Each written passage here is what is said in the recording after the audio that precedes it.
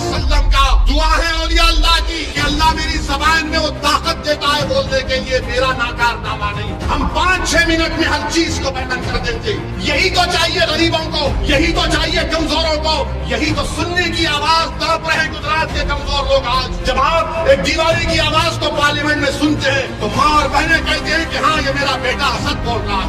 जब बुजुर्ग सुनते हैं तो कहते हैं कि मैं इसके लिए रात में दुआएं करता हूँ। जब नौजवान देखता है तो कहता है कि हाँ ये मेरा भाई बोल रहा है। तो ये आवाज आपको पैदा करता है, कोई आसमान से आने वाला नहीं, कोई जमीन से निकलने वाला नहीं। आपको अपनी आवाज को बनाना पड़ेगा। अगर आप भाजपा को अपनी आवाज समझते हैं तो बिल्किस को सामने रखो। अगर तुम कांग्रेस को अपनी आवाज समझते हो तो 27 साल से कांग्रेस की नाकामी तुम्हारे सामने है। अगर दिल्ली का वो छोटा रिचार्ज आता है तुम उसको अपनी आवाज समझते हो तो तबलीगी जमात पर झूठे इल्जाम को याद रखो।